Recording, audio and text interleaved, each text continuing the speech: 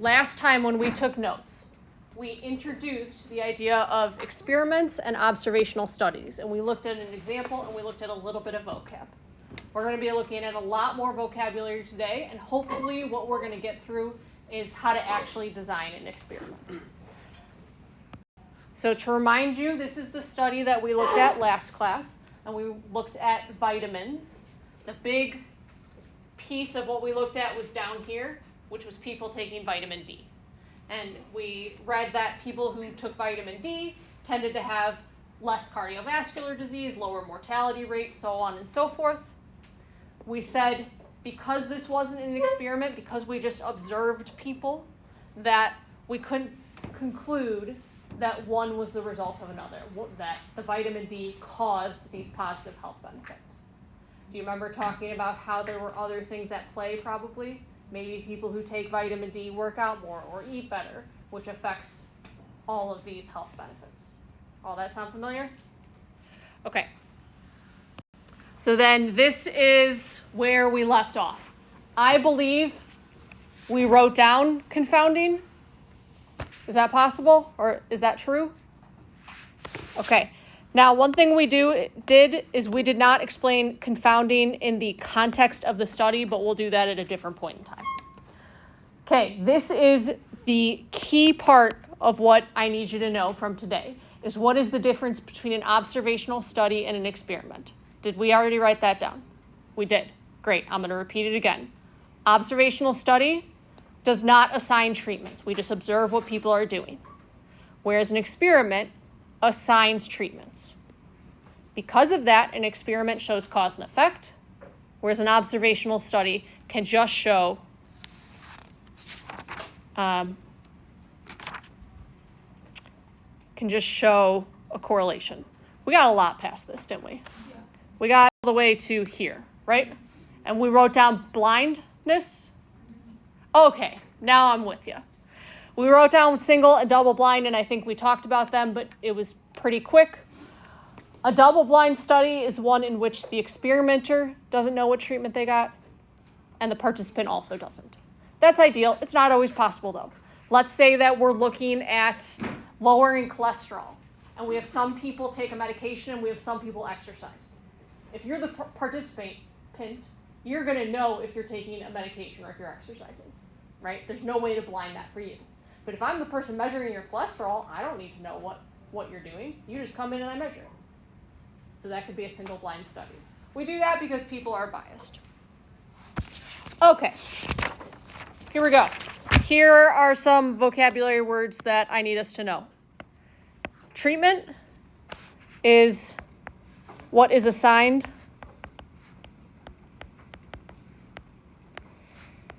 to the participants. Participants, or sometimes the subjects.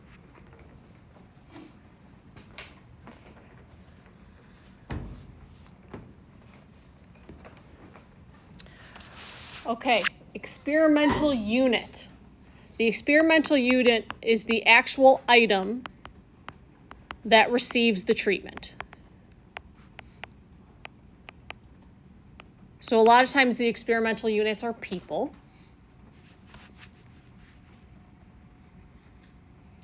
Subjects are just subjects, just the people that are in your experiment. So we don't need to write down anything fancy for that.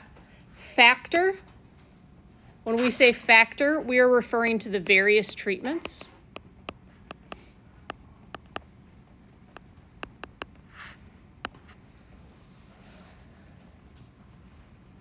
And then the level is the amount of the factor or treatment.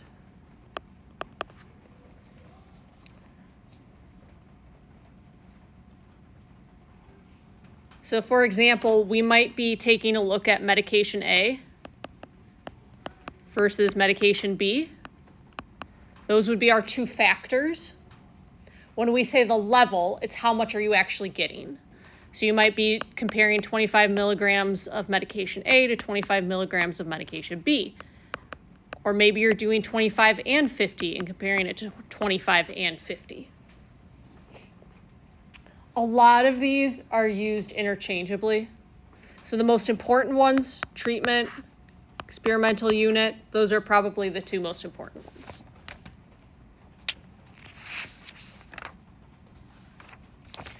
Okay, so then if you remember, after we read about the vitamins, the next thing we talked about is we were going to design our own experiment, bless you, and it had to do with tomato plants. We were going to add fertilizer to tomato plants to see how large they grew. So one thing that we talked about is we needed to have some type of control group. So do you guys remember saying we were going to have like old fertilizer, new fertilizer? That's what we were going to compare. Next thing that we need to talk about is we need to make sure that our two groups, fertilizer, I'm going to write new fertilizer and old fertilizer, are as similar as possible.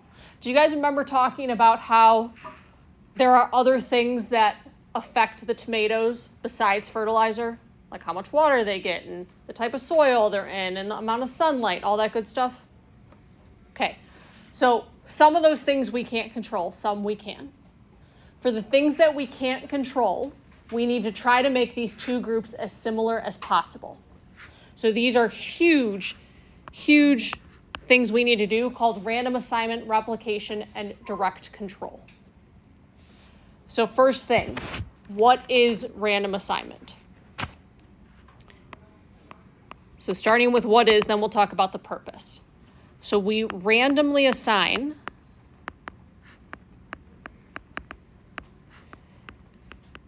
each subject to a treatment.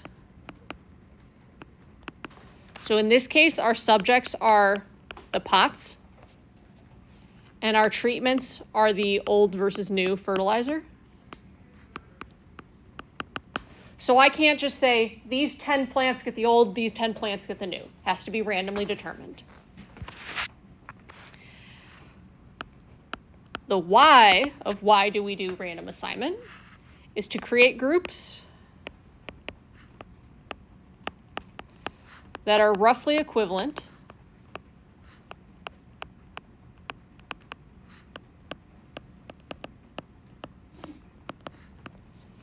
at the beginning of the experiment. So this is to control all of those variables that we don't have control over.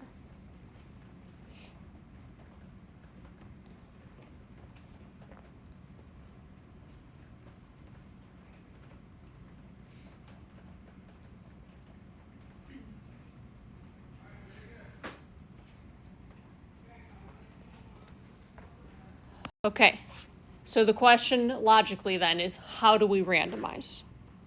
How do we randomize? Most of the time what I'm going to do is I'm going to use a hat. So for example, let's say we had 20 tomato plants. I would number the plants 1 to 20. Put in a hat. Mix. And draw 10. Without replacement, of course.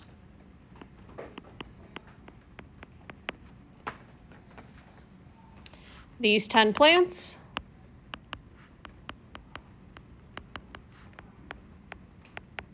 receive the new fertilizer. The other 10 plants receive the old fertilizer. So that is very bare bones. I left some details out because I didn't have that much room. But we have to determine which plants get which treatment. And you might think it doesn't matter, but maybe it does. There could be other things at play that we can't control. Hat method is the best way to do it. Other thing that I want to address. This is the last thing I want to address, and then we'll take a break. What a lot of people want to do is they want to use a coin, or they might use a random number generator with the numbers 1 and 2. These both tend to be biased. And here's why. Let's say I just turned you all into tomato plants, so you're all tomato plants, and I'm flipping a coin for each one of you, and it just says new and old. If I start with the first person, new and old fertilizer, new and old fertilizer. Do we recognize that eventually I'm going to get to number 10 for one of the treatments? So let's say that I get to number 10 for one of the treatments here, like the new treatment, the new fertilizer. That means all the rest of the plants didn't even have an option to get the other treatment. All the other plants are automatically the second treatment. That is biased. So I cannot stress enough, the coin does not work. The coin introduces bias. Same thing, if you use numbers 1 and 2, that's going to be biased. So paper and a hat is the best way to avoid bias.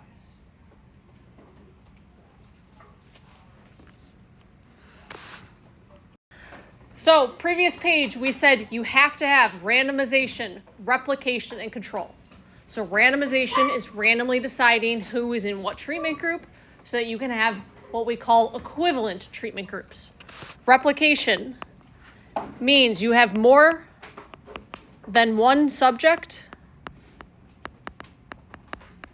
in each treatment group.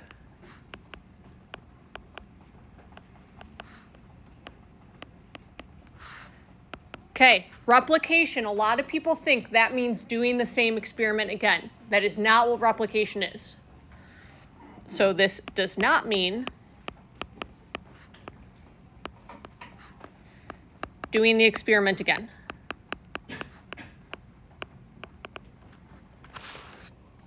So for example, if I had one tomato with the old fertilizer and I compared it to one tomato plant with the new, do you think that's a good experiment? No. Hopefully you can tell. If these two tomato plants grew differently, it could have been because of the fertilizer. Couldn't it have been, though, just because one tomato plant grew better than the other one? Right, because there's inherent differences in them. Now, does that mean if I just compare 2 to 2 that that's enough? Probably not. Right, so when I say more than one, I don't mean 2. I mean, whatever we think is reasonable. Last thing, when we are controlling variables, we are holding them constant. So you want to control any variables that you can. So for example, we would make sure that all plants get the same amount of water.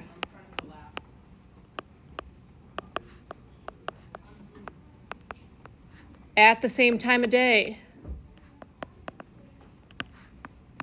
They're in the same location along a windowsill maybe, so that they get similar amounts of sunlight. So we're trying to control what other variables bring in.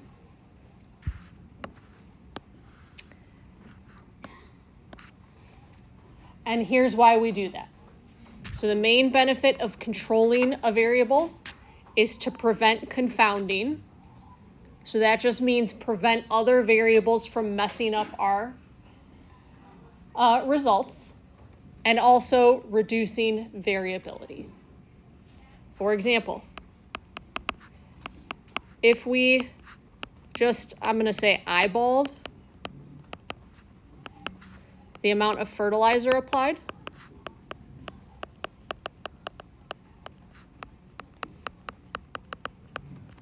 so we applied new fertilizer, old fertilizer, and if we just applied haphazardly however much fertilizer to the plants that we thought was appropriate or that looked the same, there would be a lot of variability.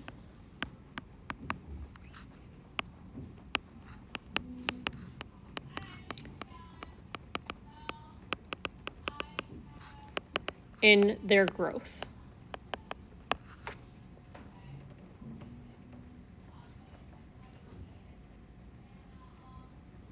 And we'll talk about eventually why we want to limit the variability. At this point, that doesn't really matter to you why we're limiting it. You just need to know that we are. So here is the last thing that we're going to do then. First of all, summary at the bottom. Anytime that you have an experiment, you have to have random assignment, replication, and direct control. And the reason that we have those is so that each treatment group is pretty similar. Now, it is not a guarantee. By no stretch are we guaranteeing that our groups are the same. And then the effects of other variables should even out. So then if we see some big change with the response variable, we think it's due to the explanatory variable or some chance variation. And we'll talk about that next time. This is the last thing that we are going to do before you take your quiz. We're going to design an experiment. There are 4 steps always. You will need to say, how are you creating groups? So in our case, how did you take the tomato plants and put them into 2 groups? What were your treatments? What did you measure? And how will you make a conclusion? You always need to include control. So what are you controlling? So here's the example that you're going to do in a minute with the person next to you. We wonder if caffeine improves test scores. So I'm going to tell you that you have 20 students that have volunteered to do this experiment. If we're talking about treatments, you need to have 2 of them. We want to know, does caffeine improve test scores? So 1 treatment is going to have caffeine in it.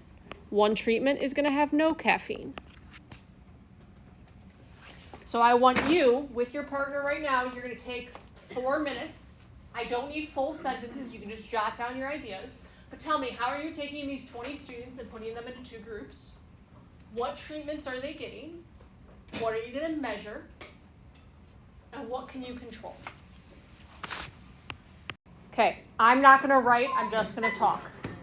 So I'm not going to write, I'm just going to talk. What you need to be doing right now is taking a look at your response and noting things down. I will tell you, people tend to not give enough detail. First thing you had to do is you had to create 2 groups. How did we do that? Okay, I would have said something like, write the students' names on pieces of paper, put them in a hat, mix them up, draw 10 without replacement. So then we have 2 groups, right? And the 10 that are in the hat are the other group. Okay, what were our 2 treatments? What did we decide for the caffeine group? Coffee, a soda. Did we allow them to choose what caffeine they wanted? Everybody's got to be the same, right? Okay, if the caffeine group is drinking something, the other group should be drinking something as well. So I would say maybe an hour before the test, the caffeine group drinks a cup of coffee. The non-caffeine group drinks a cup of water. Can't we just allow them to drink however much they want? Gotta be the same amount, right? 8 ounces of coffee, 8 ounces of water. Did we say that we were going to control when they drink? Right? They're all going to do it at the same time, same day. What are we measuring? What's the response variable that's being measured? Student test scores.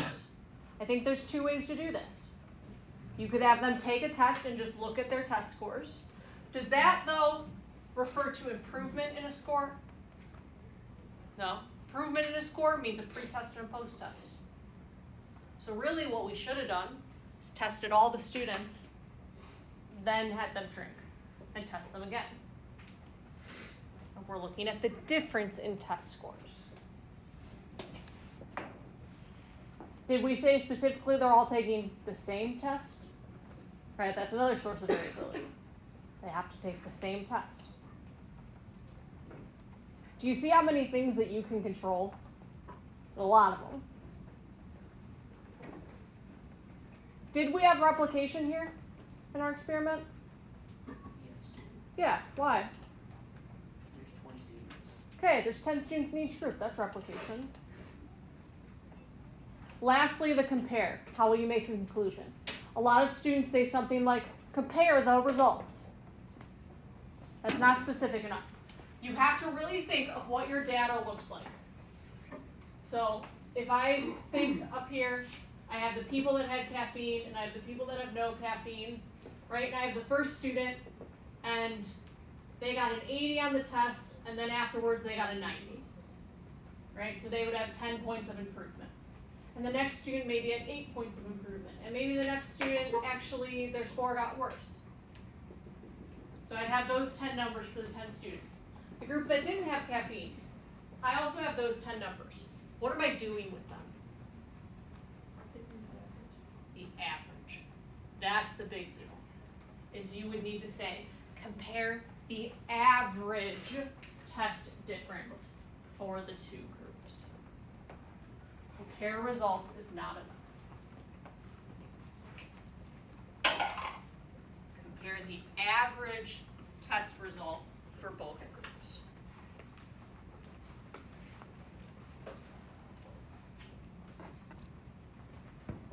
A lot of detail that you need to put in here.